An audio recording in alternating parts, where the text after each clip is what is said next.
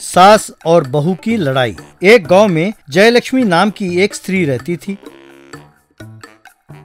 उसे TV serials देखने की लत थी।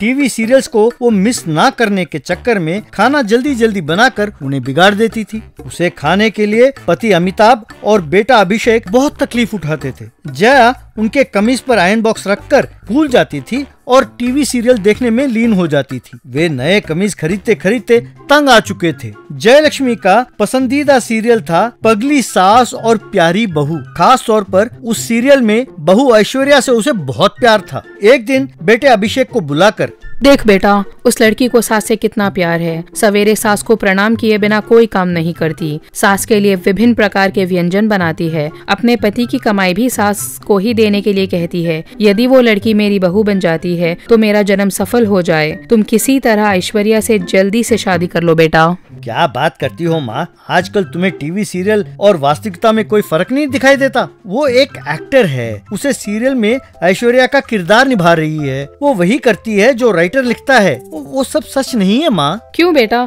अब मुझे कहानी सुना रहे हो? तुम कहते हो कि मेरी ऐश्वर्या नाटक कर रही है। क्या तुमने कभी देखा है कि उसकी आंखों में सास के लिए कितना प्यार और इज्जत है जब वो उनके पैर दबाती है? मैं वो सब कुछ नहीं जानती। तुम उससे शादी करते हो या मैं मर जाऊं? अभिषेक ने सिर पकड़ लिया। ऐश्वर्या को ढूंढते हुए वो मुंबई गया। जयलक्ष्मी बहुत खुश हुई। कुछ दिनों बाद अभिषेक ऐश्वर्या से शादी करके उसे घर ले आया। माँ, ये जिस दूसरे सीरियल में काम कर रही थी वहाँ शादी का मंडप लगा था। पैसे बचाने के लिए हमने वहीं शादी कर ली। अच्छा किया बेटा, यकीन नहीं आता कि ये सपना है या सच। बेटी, एक बार मुझे चिमटी काटना। ऐश्वर्या ने उसके हाथ को पकड़कर जोर से चूंटी काटा। हाय रे, अरे मर गई, अब छोड़ दो, बहुत हो गया। बाद में जया आरती की थाली लेकर आई। अभिषेक माँ के पैर छूने के लिए झुका। मेरे कमर में मोचाई है, मैं झुक नहीं सकती। वैसे इस मॉडर्न जमाने में ये धक्यानुसी रिवाजें क्या है? जया दंग रह गई।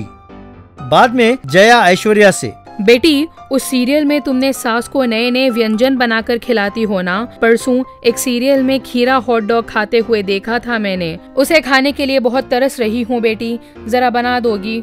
उसका क्या है माँ जी, अभी लाती हूँ, कहकर गई। थोड़ी देर बाद ऐश्वर्या 2 कुत्तों को लेकर आई। ये लीजिए माँ जी, आपका हॉट डॉग। धूप में बहुत देर से घूम रहे थे तो गर्म हो गए थे, खाइए। जया हैरान होकर, ये क्या मजाक है बेटी? क्या तुम भूल रही हो कि मैं तुम्हारी सास हूँ? और नहीं तो क्या, मैं आपकी बहू हूँ, बावर्ची नहीं। ऊपर से हॉट डॉग चाहिए। Hot dog? उसे YouTube में देखो, सीखो, बनाओ और खाओ। मैंने कभी जिंदगी में रसोई में पैर नहीं रखा है। जया हैरान हो गई। एक और दिन जया, ऐश्वर्या बेटे, तुम मेकअप तो अच्छी तरह बना लेती हो। हमें शादी में जाना है ना, क्या तुम मेरा भी मेकअप कर दोगी? ऐश्वर्या ने उसका भी मेकअप किया। गालों पर लाल रंग लगाया, आंखों के चारों ओर काजल भी भर दिया। दोनों शादी में गए। जया को देखकर दूल्हा और दुल्हन भूत भूत कहते हुए भाग गए। दुल्हन की माँ आकर, ये क्या बनकर आई हो जया? तुम पागल हो गई हो क्या? कहकर उसे आईना दिखाया। जया आईना देखकर ऐश्वर्या से, ये क्या है बेटी? मुझे बस इतना ही आता है, मुझे मेकअप करवाना आता है, करना नहीं। एक दिन जया टीवी देख रही थी।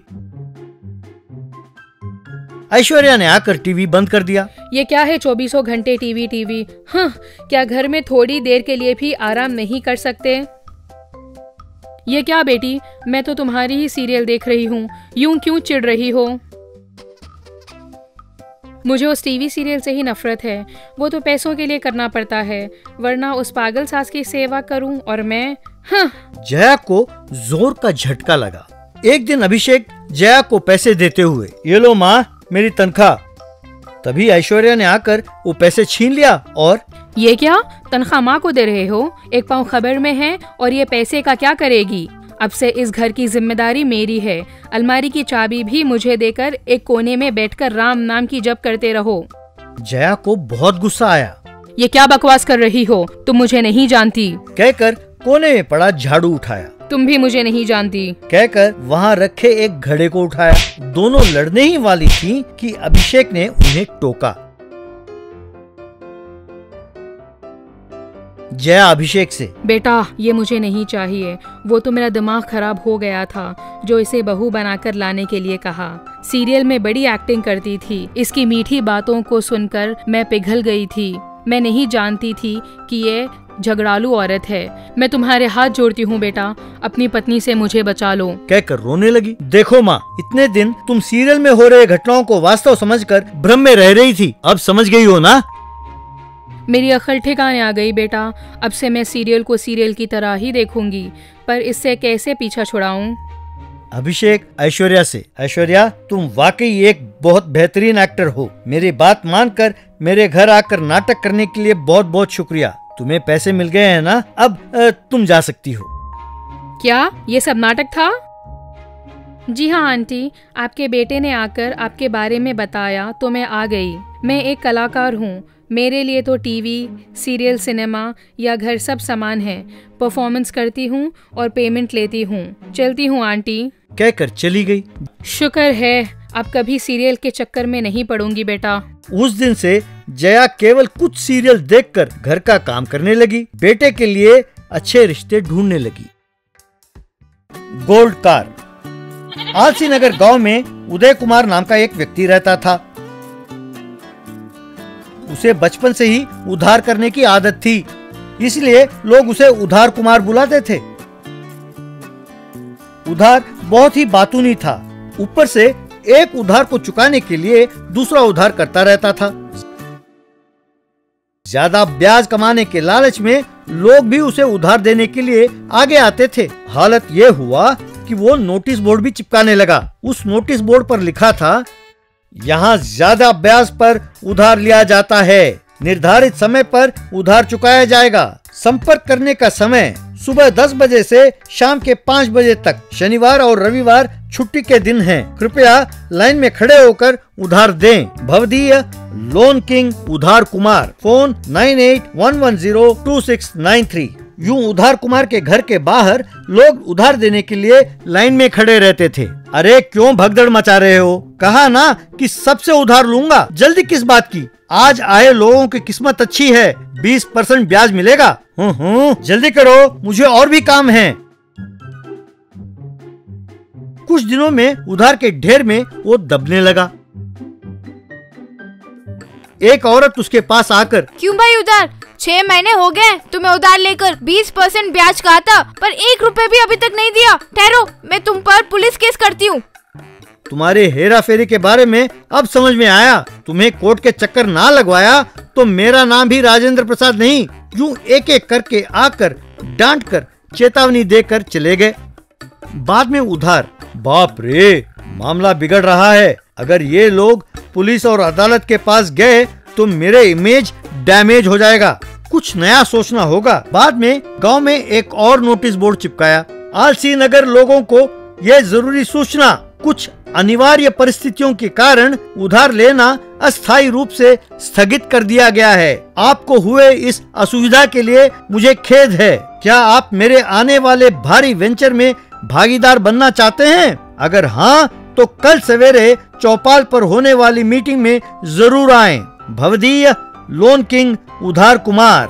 अगले दिन चौपाल पर उधार कुमार। मेरे प्यारे ऋणदाताओं, आप सबका स्वागत है। इतने दिन आप सबसे उधार लेकर आप लोगों की मैंने बहुत सेवा की, पर कुछ दिनों से कुछ दुष्ट शक्तियां आपकी सेवा करने में बाधा डाल रहे हैं। इसीलिए मैं जल्दी ही दुबई जाकर वहां एक मेगा वेंचर यानी तेल के कुओं का काम शुरू करने वाला हूँ। अब से आप उधार देने वाले ना होकर मेरे व्यापार में भागीदार बनने का अवसर दे रहा हूँ। हर महीने मिलने वाले लाभ में हर एक के हिस्से का लाभ बांटा जाएगा। ये सुनकर सबने खुश होकर ताली बजाई। बाद में सबने आकर पैसे दिए। फिर उधार कुमार उन पैसों को लेकर गांव वालों को टाटा कहकर बैलगाड़ी में बैठकर चला गया। कुछ दिन बाद कुछ असिस्टेंट्स के साथ एक गोल्ड कार में वो गांव आया। लोगों ने उसका हार पहनाकर स्वागत किया। लोगों के सामने एक औरत और एक आदमी को पैसे देकर, ये लीजिए आपका मूल और ब्याज। उस दिन आपने उधार ना चुकाने पर बहुत खरी खोटी सुनाई थी ना। मैंने सोचा था कि आपके पैसों को इस पेट्रोल के कुएं में लगाऊंगा, पर आपने जल्दबाजी में बहुत कुछ कह दिया, इसीलिए आपको पार्टनरशिप नहीं दिया। अब अपनी शक्ल मुझे ना दिखाएं, जाइए, कहा। बाद में लाइन में बहुत सारे लोग खड़े थे तो उनको पैसे बांटते हुए, आइए आइए, आकर इस महीने के मुनाफे में अपना हिस्सा ले जाइए, जल्दी जल्दी। अगले दिन चौपाल पर एक आदमी, गांव वालों, उधार कुमार जैसा उद्योगपति हमारे गांव का होना ये हमारा सौभाग्य है। उनके व्यापार में हम सबका भागीदार होना हमारा पूर्व जन्म का पुण्य है। अरे इतनी भारी बातें क्यों करते हैं आप तो जानते ही हो कि मुझे तारीफ करना पसंद नहीं है। गांव वालों, मैंने अब तक दुबई में सिर्फ 10 कुएं खरीदा है, उन्हीं से ये सोने का कार खरीदने के काबिल हुआ हूँ। मैं और 100 कुएं खरीदना चाहता हूँ, पर उसके लिए निवेश की जरूरत है। यदि आप सब पैसे डालेंगे तो आप लोग भी बहुत जल्द सोने के कार में घूम सकते हैं।